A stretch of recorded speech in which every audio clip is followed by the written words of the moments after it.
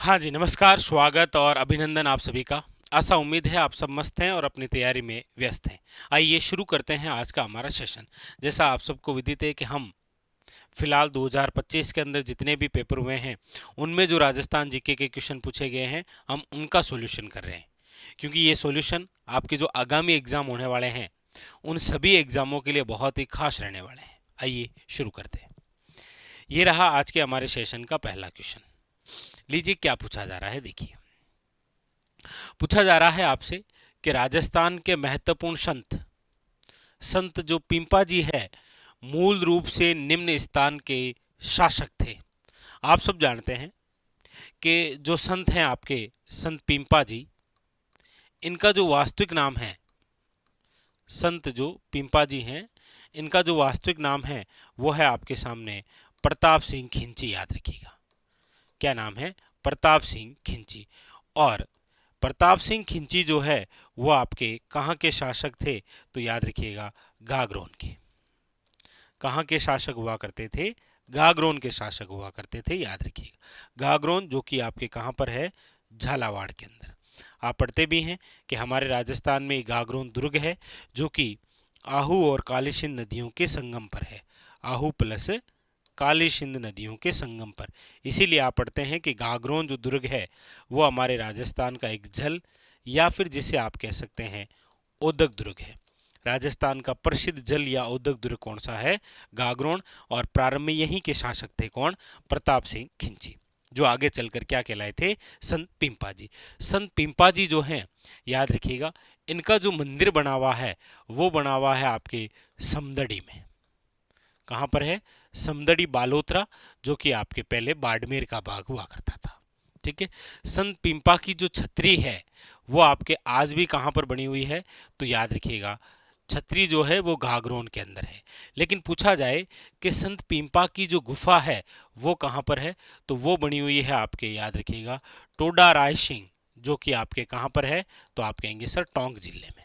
और संत पिंपा जी, याद रखिएगा, दर्जी समुदाय के आराध्य देव हैं। दर्जी समुदाय के आराध्य देव हैं, याद रखेंगे। और एक बड़ी खास बात है, हमारे राजस्थान में दो ऐसे संत हैं जो कि किन के शिष्य हैं? रामानंद जी के, याद रखिएगा। रामानंद जी के शिष्य दो हैं हमारे राजस्थान में। कौन कौन से? एक तो है संत पिंपा जी, और एक याद रखिएगा संत धन्ना जी जाट। तो संत पिंपा जी और संत धन्ना जी, याद रखेंगे। ठीक है। तो यहां पर जो पूछा गया ऑप्शन नंबर क्या हो जाएगा? D is a correct answer. आगे अगला क्वेश्चन। अगला क्वेश्चन है आपके सामने। पूछा जा रहा है आपको कि महाराणा जो कुंभा है, इस महाराणा कुंभा द्वारा जो निर्मित है विजय स्तंभ, निम्नलिखित में से किस किले में स्थित है? देखिए, एक तो क्वेश्चन आपके सामने विजय स्तंभ से यदि आए कि राजस्थान का प्रथम विजय स्तंभ कहाँ है, राजस्थान का प्रथम विजय स्तंभ, तो आप कहेंगे सर राजस्थान का जो प्रथम विजय स्तंभ बना हुआ है वो है आपके, याद रखिएगा, भीमलाट। भीमलाट जो कि है आपके बयाना, भरतपुर के अंदर, याद रखिएगा। ये जो भीमलाट है, इसका जो निर्माण है वो करवाया है विष्णुवर्धन वरिक ने। विष्णुवर्धन वरिक ने, याद रखिएगा। क्योंकि आप सब जानते हैं कि बयाना के अंदर कौन सा वंश हुआ करता था? वरिक वंश हुआ करता था। और विष्णुवर्धन वरिक जो है समुद्रगुप्त कालीन, इनके समय निर्मित है कौन सा? भीमलाट। तो राजस्थान का प्रथम विजय स्तंभ तो कौन सा है? भीमलाट, जो कि बयाना भरतपुर में है। लेकिन आजकल आप जानते हैं राजस्थान में 2 नंबर जो भी बिंदु होता है वो विशेषकर ज्यादा पूछा जाता है। जैसे सबसे ऊंची 2 नंबर की चोटी कौन सी है? सर्वाधिक क्षेत्रफल में 2 नंबर वाला जिला कौन सा है? जैसे कि वर्दी में 2 नंबर वाला जिला कौन सा है? या फिर अन्य जो भी बातें हैं, चाहे राजस्थान का सर्वोच्च दूसरा कौन सा पठार है, वो भी पूछा जाता है। तो पूछा जाए राजस्थान का दूसरा विजय स्तंभ, तो आप कहेंगे सर राजस्थान का जो दूसरा विजय स्तंभ है, आप याद रखेंगे कि दूसरा जो विजय स्तंभ बना हुआ है वो बना हुआ है, याद रखिएगा, मंडोर। मंडोर प्रतिहार कालीन जोधपुर में। तो आप कहेंगे सर ये विजय स्तंभ, ये हमारे राजस्थान का प्रसिद्ध है, याद रखिएगा। राजस्थान का प्रसिद्ध विजय स्तंभ पूछा जाए कौन सा, तो याद रखिएगा ये आपके कुंभा द्वारा निर्मित है, जो कि है आपके कहां पर, चित्तौड़गढ़ में, याद रखिएगा। इस विजय स्तंभ का जो निर्माण है वो कुंभा ने मालवा विजय उपलक्ष्य में करवाया था, सारंगपुर का युद्ध जीतकर, मालवा विजय उपलक्ष्य में, याद रखिएगा। ठीक है। और कुंभा ने इसे बनाकर अपने आराध्य देव भगवान विष्णु को समर्पित किया है, भगवान विष्णु को समर्पित किया है, ये भी याद रखेंगे। विजय स्तंभ जो ये बना हुआ है, इसके जो वास्तुकार थे उनका नाम है, देखिए, जेता, नापा, पूंजा और पोमा। जेता, नापा, पूंजा और पोमा, याद रखिएगा। ठीक है, वेरी वेरी इंपॉर्टेंट, कौन सा, ये विजय स्तंभ। लेकिन याद रखें राजस्थान का प्रथम विजय स्तंभ और राजस्थान का दूसरा विजय स्तंभ कहां कहां है। ठीक है, आइए आगे चलते हैं। अगला क्वेश्चन, अगला जो क्वेश्चन है वो आपके सामने ये रहा, लीजिए। पूछा जा रहा है आपसे कि लाल मृदा का लाल रंग मुख्यतः निम्न की उपस्थिति के कारण होता है।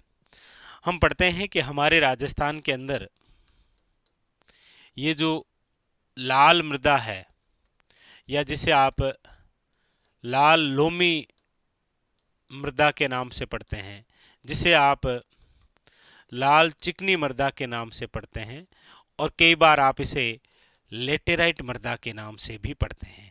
ये जो मिट्टी है ये बनी आपके दक्षिणी राजस्थान में, कहाँ पर है, दक्षिणी राजस्थान के अंदर है, याद रखेंगे। तो इसका रंग जो है वो लाल क्यों है, तो याद रखिएगा लोहे के ऑक्साइड होने के कारण इस मृदा का जो रंग है वो लाल होता है।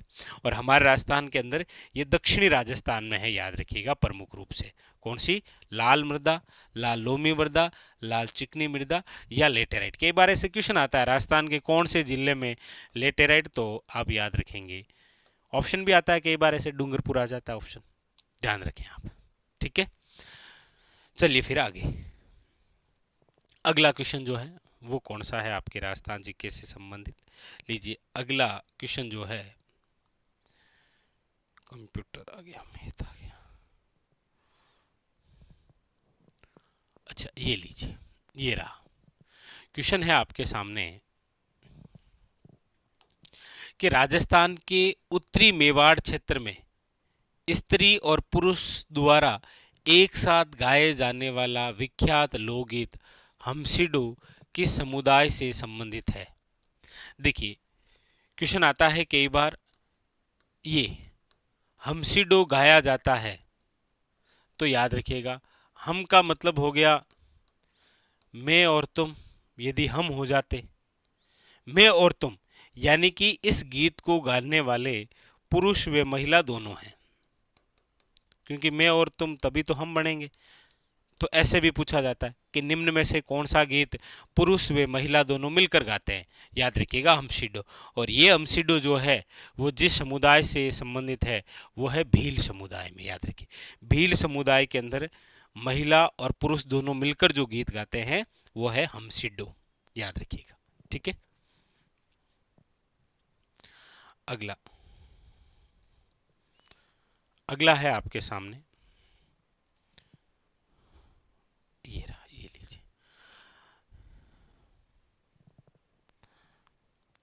अगला क्वेश्चन है, जयपुर फुट यानी जो कृत्रिम पैर है किस प्रसिद्ध ऑर्थोपेडिक सर्जन के मार्गदर्शन में विकसित किया गया। पूछा जाता है निम्न में से जयपुर फुट या कृत्रिम पैर के जो जनक हैं वो निम्न में से कौन है, तो आप नाम सुनते हैं पीके शेट्टी, जिन्हें रमन मैगसेसे पुरस्कार से सम्मानित किया गया है। ऑप्शन नंबर क्या है, याद रखिएगा B is the correct answer. ठीक है, अगला है आपके सामने, लीजिए। पूछा जा रहा है माही महोत्सव औपचारिक रूप से राजस्थान के खाली जगह क्षेत्र में प्रतिवर्ष मनाया जाता है। आजकल आप देखेंगे महोत्सव उत्सव पूछने के अलग अलग क्वेश्चन आए हैं आपके सामने।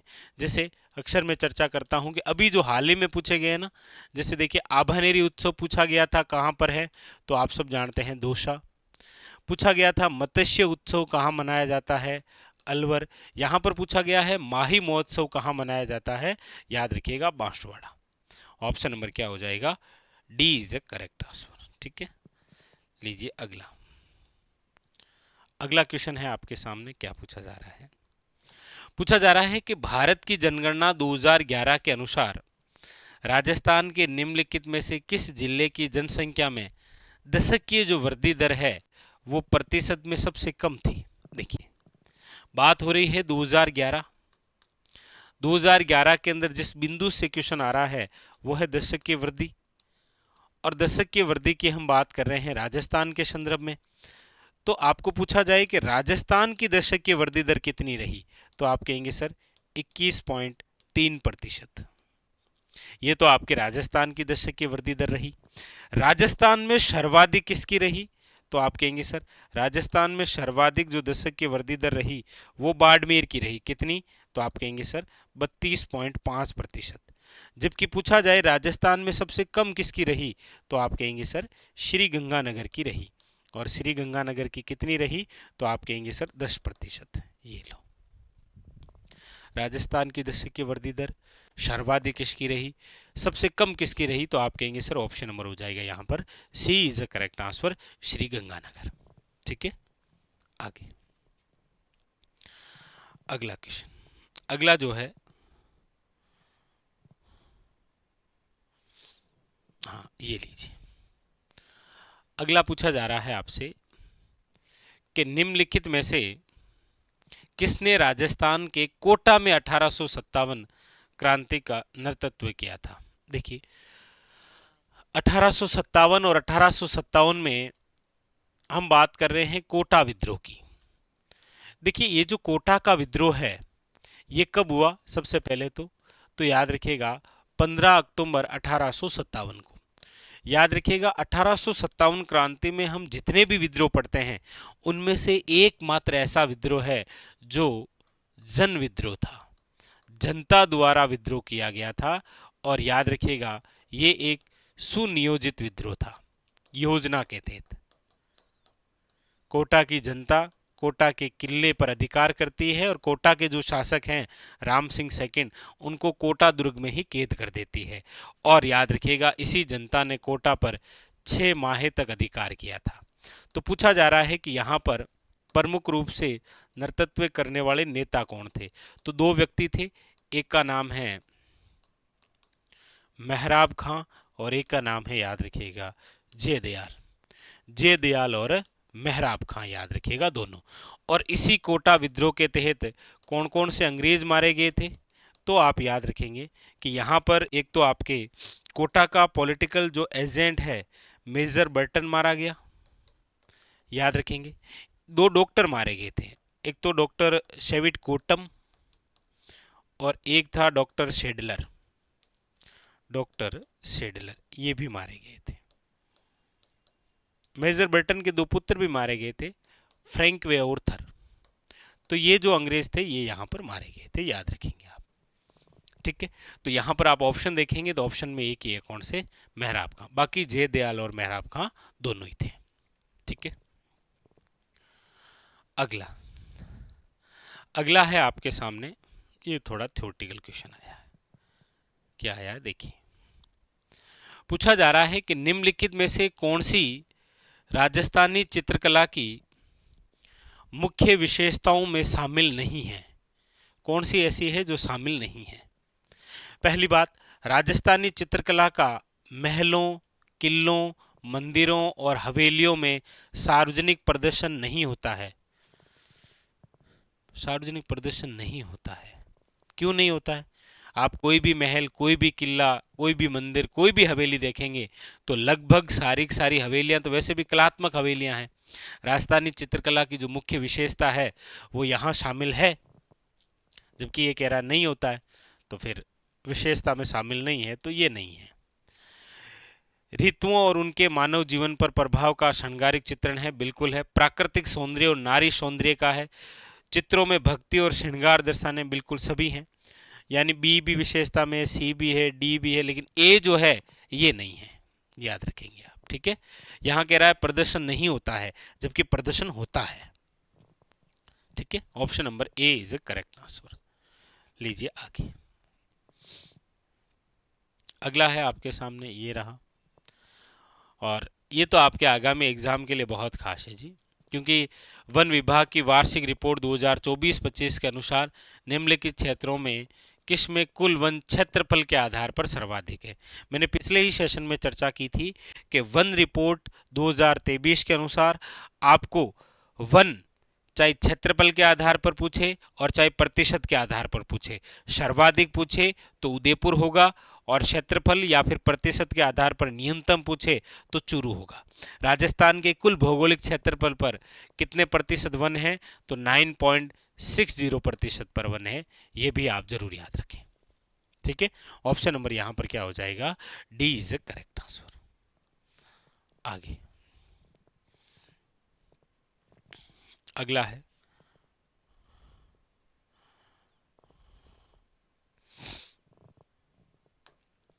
पूछा जा रहा है राजस्थान अपनी सीमा निम्नलिखित में से किस राज्य या संघ के साथ साझा करता है, महाराष्ट्र, दिल्ली, हिमाचल प्रदेश या पंजाब। देखिए, यदि हम राजस्थान के अंदर चर्चा करें स्थलीय सीमा, तो टोटल स्थलीय सीमा कितनी है, तो आप कहेंगे सर टोटल है 5,920। इनमें से आपको पता ही है 1,070 जो है वो तो है पाकिस्तान के साथ। किसके साथ है, पाकिस्तान के साथ। बाकी जो बची है 4,850, उनमें से पंजाब के साथ है 89, हरियाणा के साथ है 1262, यूपी के साथ है 877, एमपी के साथ है 1600 और गुजरात के साथ है 1,022। तो पूछा जा रहा है कौन से राज्य, तो 5 राज्य हैं, पंजाब, हरियाणा, यूपी, एमपी और गुजरात। यहाँ ऑप्शन के अंदर एक ही दे रखा है, कौन सा, पंजाब। याद रखिएगा, ऑप्शन नंबर क्या हो जाएगा, डी। अगला अगला है आपके सामने कि जून 2025 में निम्नलिखित में से किसे राजस्थान लोक सेवा आयोग का अध्यक्ष बनाया गया था, आरपीसी। बहुत ज़्यादा चर्चा में है, क्योंकि इसमें पहले सदस्य 1+7 हुआ करते थे, अब इसे बढ़ाकर 1+10 कर दिया गया है। ठीक है, और यहाँ पर पूछा जा रहा है जून 2025 में किसे बनाया गया था, तो UR Sahu, Utkal Ranjan Sahu. Option number क्या है, D is a correct answer. अगला अगला है आपके सामने के निम्नलिखित में से किसने राजस्थान के मुख्यमंत्री के रूप में 3 बार शपथ ली है, 3 बार शपथ। देखिए, टिक्काराम पालीवाल, आप कहेंगे सर राजस्थान के फर्स्ट निर्वाचित सीएम है ये, राजस्थान के फर्स्ट निर्वाचित सीएम। ये राजस्थान के फर्स्ट उप मुख्यमंत्री भी यही बने हैं, टिक्काराम पालीवाल, याद रखेंगे। ठीक है, जगन्नाथ पहाड़िया राजस्थान के प्रथम फर्स्ट दलित सीएम है। हीरालाल शास्त्री राजस्थान के फर्स्ट सीएम है, फर्स्ट सीएम, और वो भी मनोनीत रूप से।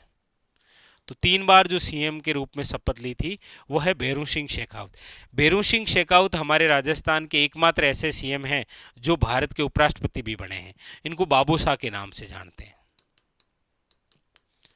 याद रखेंगे आप। तो ऑप्शन नंबर क्या हो जाएगा यहां पर, B is a correct answer. अगला अगला है आपके सामने, पूछा जा रहा है, देखिए क्या निम्नलिखित में से किसे वन की आशा, वन की आशा, होप ऑफ फॉरेस्ट, इंग्लिश में भी ध्यान जरूर रखें आप, कई बार ऐसे ही नाम पूछ लिया जाता है कि कौन सी नदी होप ऑफ फॉरेस्ट के नाम से जानी जाती है। वन की आशा जिसे आप कहते हैं वो है आपके वर्णाशा, जिसे आप कहते हैं वशिष्ठी, वो है आपके कौन सी, तो आप कहेंगे सर ऑप्शन नंबर हो जाएगा ए इज ए करेक्ट आंसर, और वह है बनास। बनास जिसकी लंबाई 480 या फिर 512 किलोमीटर। याद रखिएगा, पूर्णतः राज्य में प्रवाहित होने वाली, पूर्णतः राज्य में प्रवाहित होने वाली सबसे लंबी नदी है, पूर्णतः राज्य में प्रवाहित होने वाली सबसे लंबी नदी, सबसे लंबी नदी है, याद रखेंगे आप। ठीक है, कौन सी? बनास। अगला है आपके सामने कि तूरा कलंगी ख्याल में विख्यात तूरा और कलंगी किसके प्रतीक हैं? तूरा कलंगी ख्याल, तूरा कलंगी। देखिए, तूरा का मतलब तो है भगवान शिव, कलंगी का मतलब है पार्वती। तूरा कलंगी जो ख्याल है उसमें तूरा और कलंगी किसके प्रतीक हैं? तो याद रखिएगा शिव और पार्वती। वैसे तूरा और कलंगी याद रखिएगा पगड़ी के आभूषण भी है। पूछा जाए ना कि तूरा व कलंगी निम्न में से किसके आभूषण हैं, तो याद रखिएगा पगड़ी के आभूषण है। ठीक है, अगला क्वेश्चन है आपके सामने, लीजिए। एकीकरण के 7 चरणों के दौरान वृहत राजस्थान का गठन हुआ है, यानी कि वृहत राजस्थान या जिसे आप कहते हैं ग्रेटर राजस्थान का गठन कब हुआ है? तो वृहत राजस्थान या ग्रेटर राजस्थान, आप सब जानते हैं कि राजस्थान के एकीकरण का ये कौन सा चरण है? ये चरण है आपके, याद रखिएगा, चौथा चरण। और हमारे राजस्थान के एकीकरण का जो चौथा चरण है उसका जो गठन है वो हुआ है आपके 30 मार्च 1949। इसीलिए 30 मार्च को आप राजस्थान दिवस मनाते हैं। क्या मनाते हैं? राजस्थान दिवस। तो ऑप्शन नंबर जो है वो क्या हो जाएगा? याद रखिएगा डी इज करेक्ट आंसर। ठीक है, अगला है आपके सामने कि विश्व पर्यावरण दिवस यानी कि 2025, विश्व पर्यावरण दिवस आप सब जानते हैं कब मनाया जाता है? 5 जून को।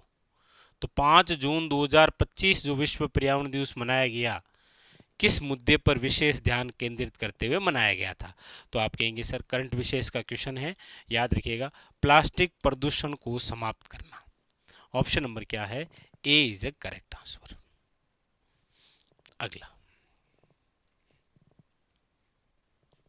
अगला है आपके सामने, लीजिए। पूछा जा रहा है आपसे कि निम्नलिखित में से किस झील को आप ढेबर झील के नाम से भी जानते हैं?